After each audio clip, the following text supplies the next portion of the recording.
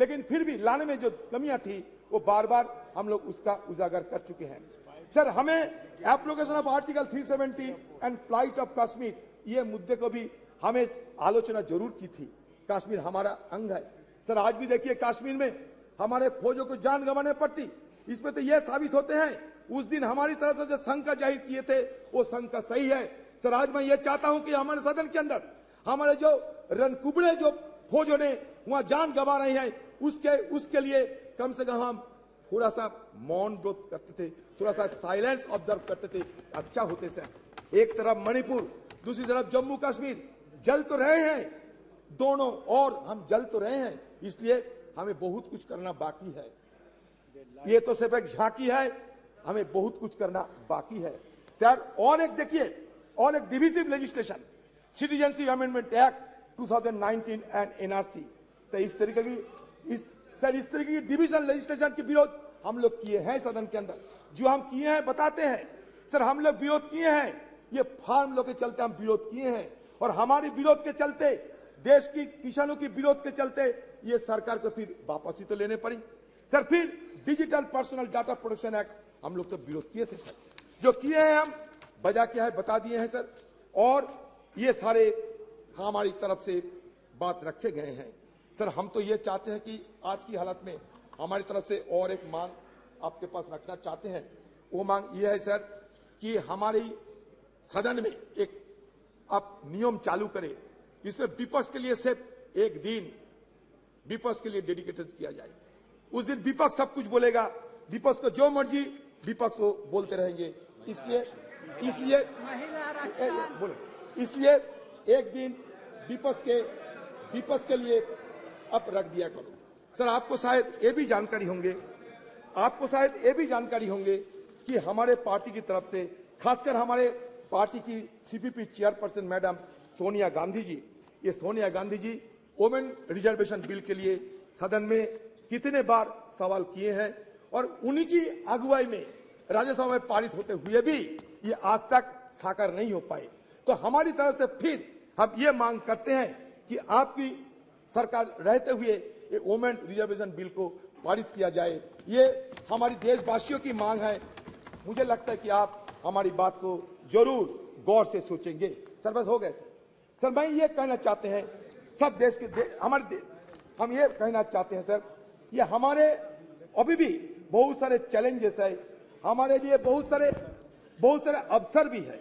तो challenges and opportunity के बीच मैं ये कहना चाहते हैं कि आज देखिए एक माहौल पैदा होते जा रहे हैं कि मेजोरिटी रहने से सब कुछ कर सकते हैं sir. There are fears of an ambition to establish a one party dictatorship, ये देश में एक माहौल पैदा हो रहे हैं। This has led to the sidelining of the opposition's role in parliament, destabilization of opposition led government through tactics like the purchase of members of legislative assembly and the selective use of central agencies such as Enforcement Directorate, CBI, Income Tax Department against opposition leaders and ministers. Furthermore, the devaluation of parliament and the erosion of parliamentary procedure have become particularly pronounced during the second term of this dispensation. In 2021, the Parliament convened for fewer than 50 days with minimal discussion on legislation and inadequate scrutiny of legislative bills. The decline in the referral of bills to standing committee is also notable, dropping from 60 to 70% during the previous government to only 22%. आपके लिए अच्छा होगा, ये हमारे deputy leader है, पूछिए ना sir. हो गया the first term of this government, a mere 13% in the second term. Additionally, the opposition has been denied the right to raise issues and press for vote during the legislative process, further undermining parliamentary norms. Sir, same is the status of Rajya Sabha. I don't know whether it will be allowed or not. Sir, India's transition, sir, मान के चलिए, India's transition from one-party dominant system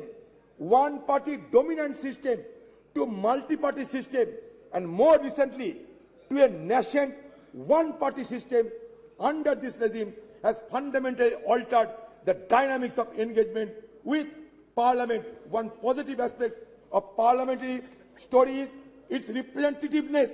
Initially in 1952, Parliament consisted mainly of lawyers associated with the freedom movement and pre-independence legislative bodies. But now, scheduled caste, scheduled tribe, OBC, all have been included in the legislative mechanism. It's a very positive idea.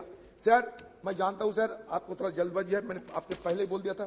Sir मैं ये कहना चाहते हैं कि देखिए sir, ये हमारे देश, इसमें तरह तरह की बात तो किए जाते हैं, लेकिन सच तो ये है कि इंक्लूसिवनेस की बात होते हुए भी इंक्लूसिव नहीं है हमारे पार्लियामेंट। आप खुद देख लीजिए, नंबर देख लीजिए, माइनॉरिटी कम्युनिटी के लोगों को संख्या देख लीजिए और खुद तय कर लीजिए। मैं कुछ नहीं कहूंगा, आज कटुता हम नहीं चाहते। सर बात यह है कि सर ये हिंदुइज्म की अगर बात करें, हिंदुइज्म क्या होते हैं? हिंदुइज्म में 4 वेद है, मिलियंस ऑफ गॉड्स है, 18 उपनिषद है, 18 उपनिषद है sir, 6 classical school of philosophy है सर, दो एपिक है। अच्छा ठीक है, अच्छा मान लिया आप अच्छा ठीक है, तो है तो that means what does it suggest? It suggests that plurality is the essence of our civilization. We may be a young nation, but certainly we can proud of old civilization. Sir, हमारे civilization क्या कहते हैं? Plurality की बात करते हैं। India as a nation or as a civilization is an unending celebration of pluralism. Sir, pluralism accommodates differences, and differences in turn embody, enact dissent.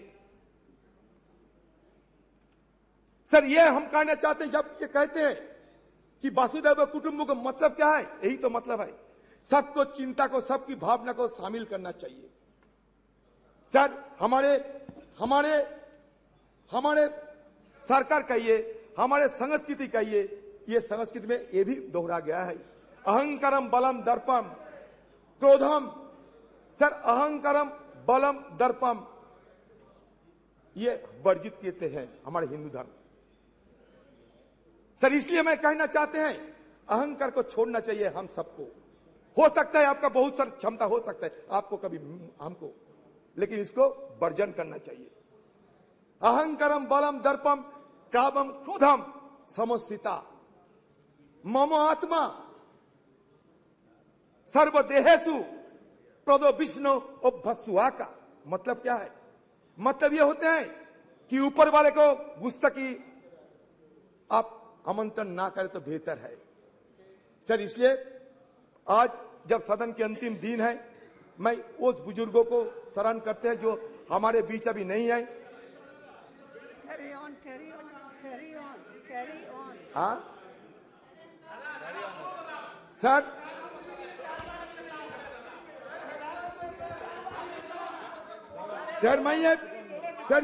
मैं और एक बात रखना चाहते हैं सर बस लास्ट बात सर मेरा।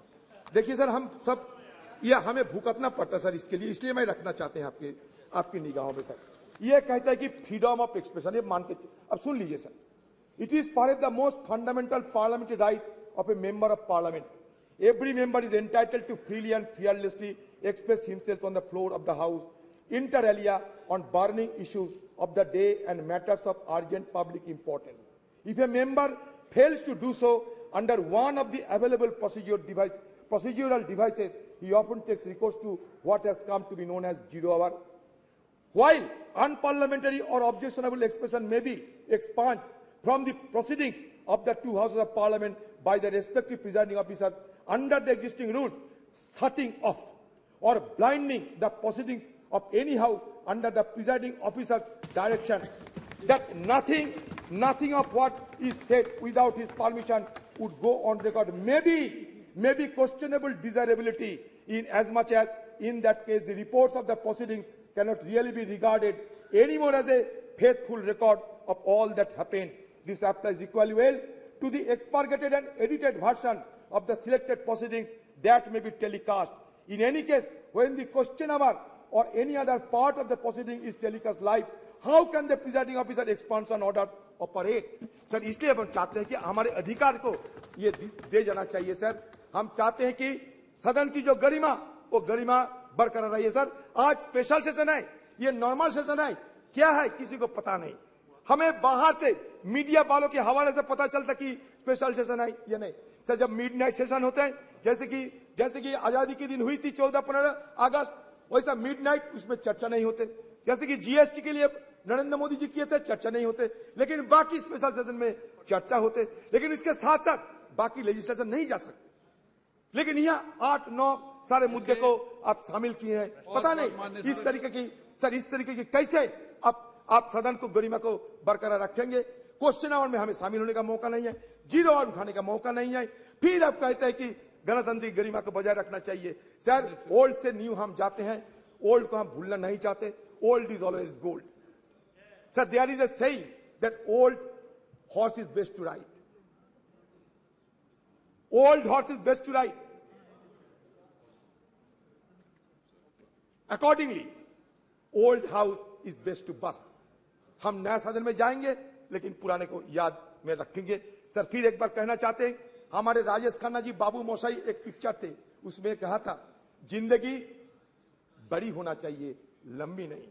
हम रहे या ना रहे, लेकिन आज सदन के अंदर हम जो करते जा रहे हैं, अगले दिन हमारा पीढ़ियों ने इसको याद रखेंगे। इसलिए जिंदगी बड़ी होना चाहिए, लंबी नहीं। ये बात कहते हुए मैं अपना बात समाप्त करता हूं।